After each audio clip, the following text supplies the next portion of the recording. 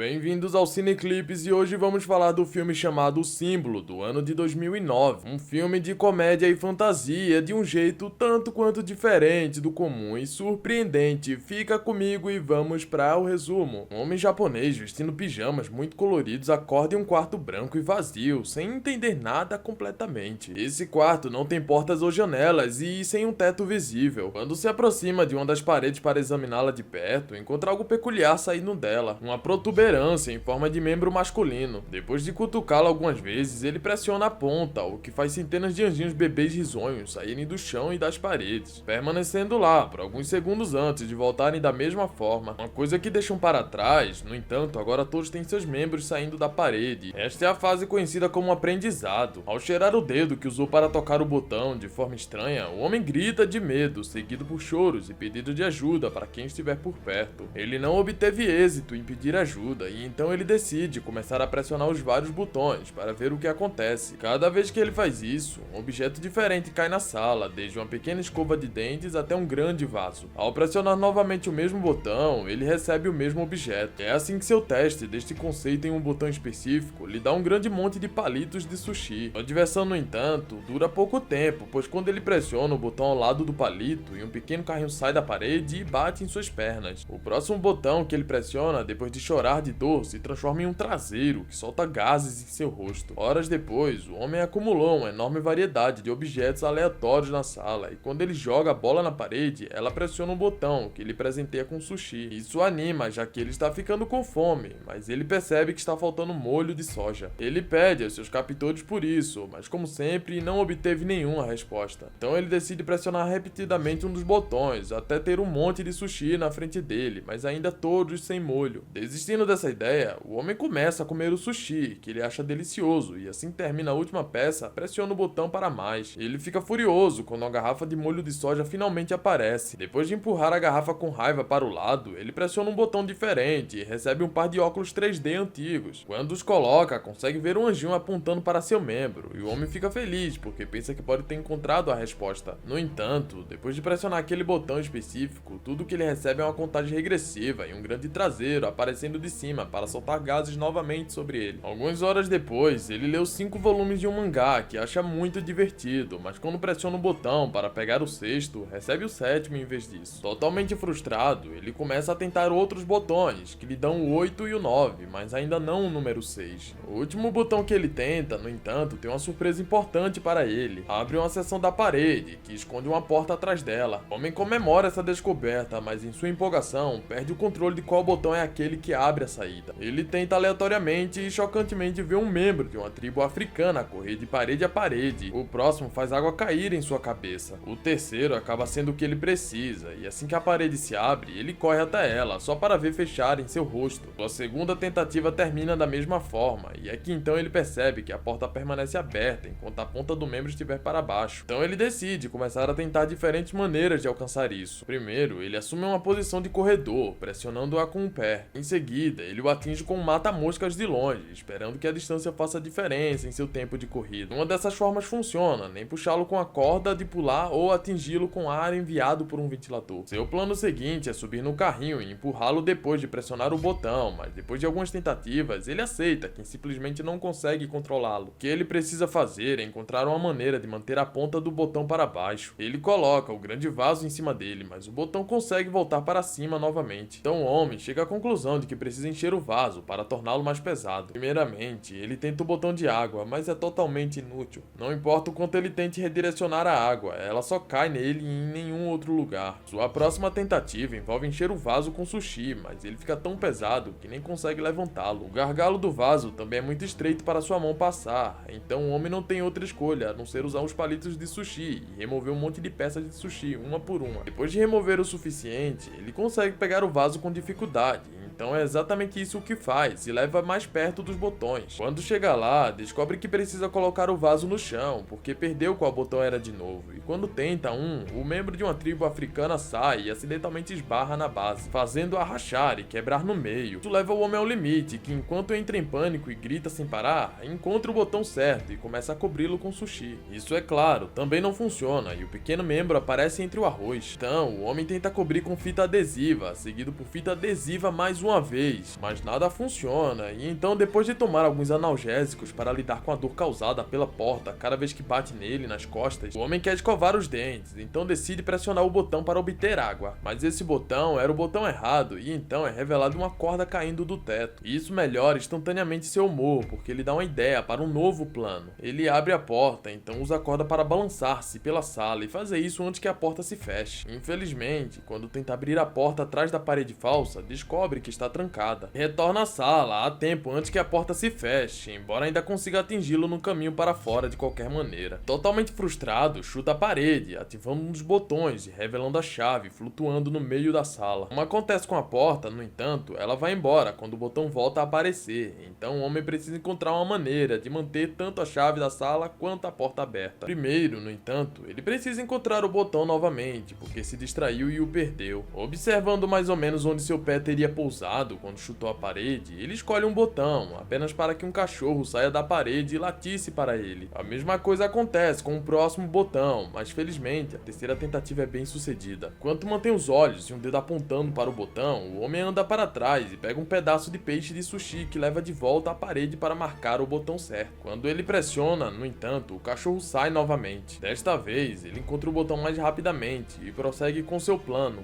Ele faz a corda aparecer e balançar nela para alcançar os diferentes botões, mas não é suficiente. Quando cai no chão, ele vê um desentupidor que tinha pego de um dos muitos botões e tem uma ideia de como resolver seu pequeno problema. Ele pode usar o desentupidor para tocar a parede e empurrar-se mais longe. Depois de uma tentativa fracassada, o plano vai bem e a combinação de balançar na corda e empurrar-se com o desentupidor permite que ele pressione o botão da chave. Ele consegue pegar a chave, pressiona o botão da porta e alcança a porta antes que ela se feche. Ele não perde tempo e insere a chave na fechadura, girando-a rapidamente. Mas quando tenta abrir a porta, encontra uma surpresa desagradável. Ela também tem uma fechadura separada no topo, que requer 3 números para abri-la. O homem sai correndo, sendo atingido pela porta ao fechar. Ele, totalmente frustrado, joga o desentupidor na parede oposta. Isso faz com que acabe ativando o botão, que libera um membro de uma tribo africana. Ao vê-lo passar, ele percebe algo. Há 3 números pintados em sua testa, que devem ser a combinação que ele precisa. Como o tempo atrás da porta é limitado, o homem passa pelo processo de balançar na corda e pular 3 vezes, uma para cada número a ser inserido. Na terceira vez, ele fica lá e abre a porta, que está um pouco emperrada e ele tem que empurrar com mais força para abri-la. Quando finalmente consegue fazer isso, o pedaço de parede atrás dele fecha, deixando-o preso e sem espaço suficiente para terminar de abrir a porta. Devastado, o homem senta no chão e começa a chorar, lembrando de toda a diversão que teve com os objetos que havia obtido no botão. Ele também tinha sido trancado lá, mas pelo menos tinha espaço para se mover e se entreter. Ele agora percebe que não apreciou o que teve enquanto pôde, só que de repente sente uma brisa no rosto, vindo da parede esquerda. Assim que a toca, encontra uma rachadura que indica que é falsa. Ele não perde muito tempo e empurra o painel aberto antes de correr dali. Logo, chegando a um corredor misterioso flutuando em uma área escura. Parece que ele passa uma eternidade correndo em direção a uma saída sem fim, e quando finalmente chega a uma sala, seu cabelo está mais comprido e as cores do seu pijama desbotaram. Só que esta sala também está vazia e a porta que ele usa se fecha assim que ele entra. Mas em vez de anjinhos, aqui há adultos que também desapareceram na parede e só deixam seus membros para serem usados como botões. Esta é a nova fase, conhecida como prática. Enquanto isso, em uma cidade no México, a família do pequeno Antônio está preocupada porque o pai, um lutador conhecido como Homem Caracol, está se comportando mais diferente do que o habitual. Sua esposa acha que pode ser porque seu próximo oponente é muito mais jovem do que ele, mas o avô aponta que o importante é a experiência, não a juventude. O Homem Caracol é buscado por sua filha e a irmã Karen em sua caminhonete, e ela o leva ao ringue de luta para que ele possa começar a se preparar cedo. Isso inclui trocar de roupa e rezar para a Virgem. Na escola, Antônio está sendo intimidado por seus colegas de classe por apostar no Homem Caracol, chamando-o de perdedor fraco. À medida que o horário da luta se aproxima, a irmã Karen pega sua van e novamente busca Antônio e seu avô para levá-los ao ver o Homem Caracol em ação. Karen não fica, porém Antônio e seu avô encontram alguns dos últimos lugares para si mesmos bem antes do show começar. A primeira equipe que entra no ringue são os Durões do Norte, formados por um super demônio e Tequila Joe. O Homem Caracol e seu parceiro Águia Prateado entram sob o nome da equipe Me Beije Muito. Águia Prateado é o primeiro a lutar pela equipe dele, com um começo brilhante, mas logo é dominado quando os Durões do Norte morte o enfrentam juntos em vez de um contra um. Eles continuam gesticulando para o Homem Caracol, pedindo-lhe para entrar na luta, mas ele se recusa a fazê-lo até que a Águia Prateada use um truque para fazer o Super Demônio Tequila Joe se baterem. O Homem Caracol é rapidamente dominado também, mas justo quando seu oponente está prestes a acertá-lo com a cadeira, o Homem na Sala Misteriosa pressiona o botão de membro e faz o Homem Caracol